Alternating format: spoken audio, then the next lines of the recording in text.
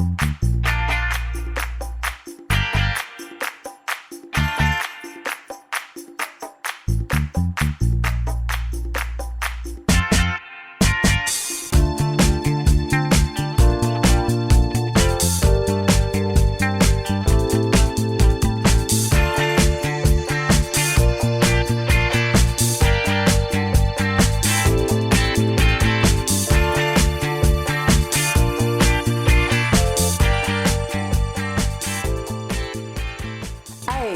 isn't just a number, it's an attitude. Hi, I'm Carol O'Halloran, the positive aging warrior, and welcome to Over 50 So What? Fun, fitness, wellness and inspiration. On this show we cover topics on mental, physical and emotional health, as well as other life stage issues we may have to navigate as we age. Today we discuss with Dr. Linda Swan VAD, or Voluntary Assisted Dying, which is now legal in most states of Australia. To help you get energised for the day, we have our fun 5-minute fitness segment in every show.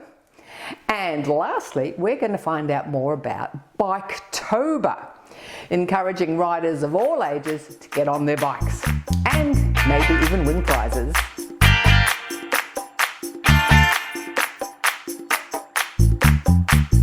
Many of us watching today will have supported loved ones as their health has deteriorated and seen their quality of life slipping away.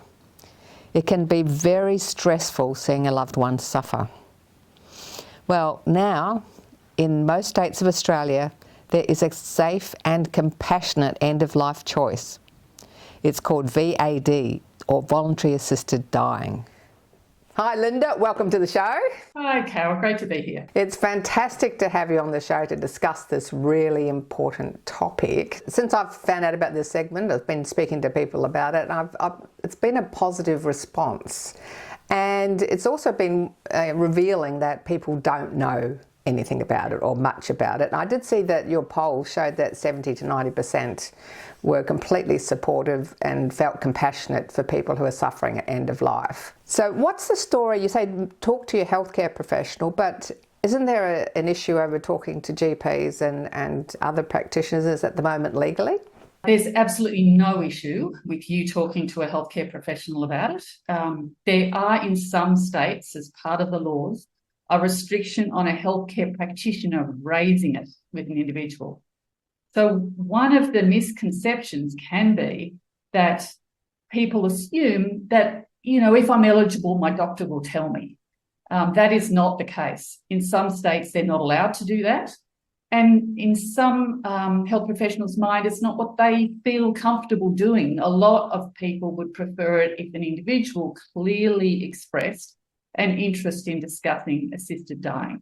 So we really feel that this is something that needs to be led from the grassroots. This is a consumer campaign to say people need to understand assisted dying is a choice and that they need to speak to their health professionals about it. So basically you can ask your healthcare professional, but in a lot of states it can't happen the other way around. So when the practitioner is sitting there, they can't say, you've got these choices. They can't include VAD. It's a terribly poor way of delivering, high quality care. I mean, really everybody agrees that what you should be doing if you're speaking to someone about their treatment is ensure they understand all their choices.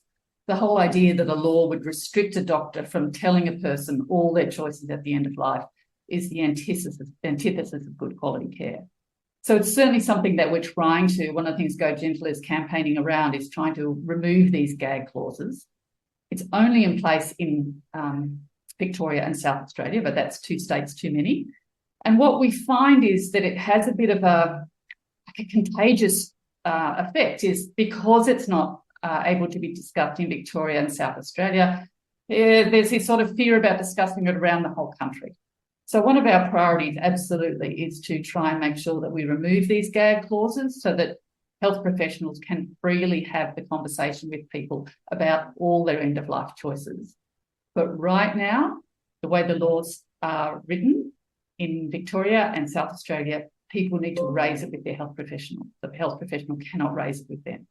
Yes, now we had a great interview with Julie, and we talked about what happened with her mother and how she'd been researching VAD, but she couldn't find out any information. She lives in Victoria, and she only found out about it but in 23 from someone that had just come out of a cancer hospital. Yeah. Because she couldn't find the information, you know, medical practitioners, the mother's healthcare team hadn't told her what was available. It's a real struggle to get that information out there. Yeah.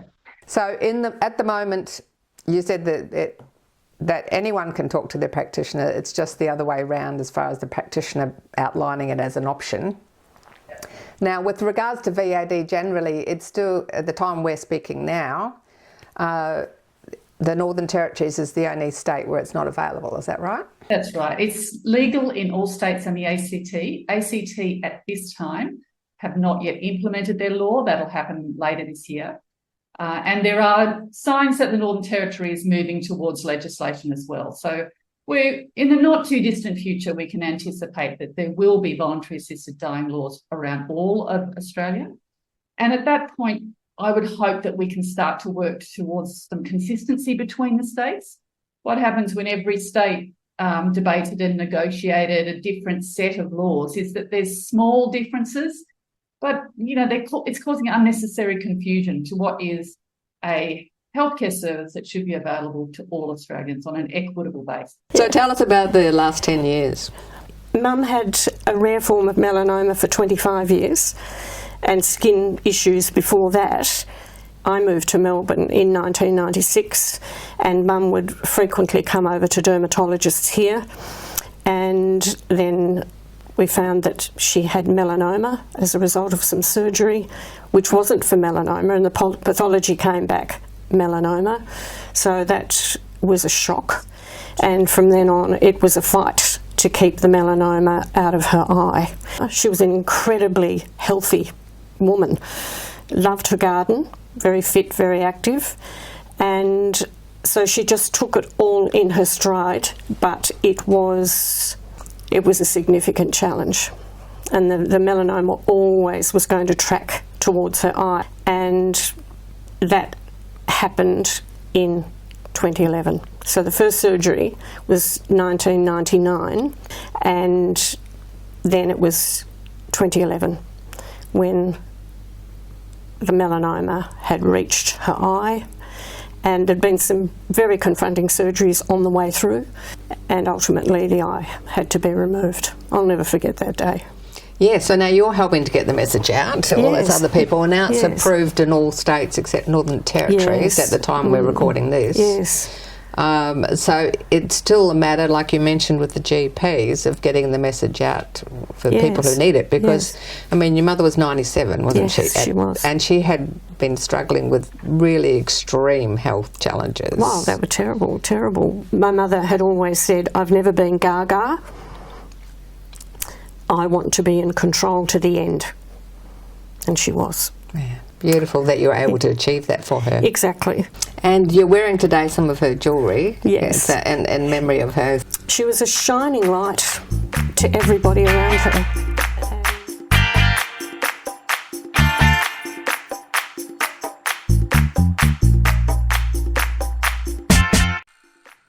Thanks for watching our TV show. Be sure to hit subscribe and then you'll never miss an episode. Jump on Facebook, join our group, get in on the fun, fitness, wellness and inspiration. I'm Carol, over 50. So what?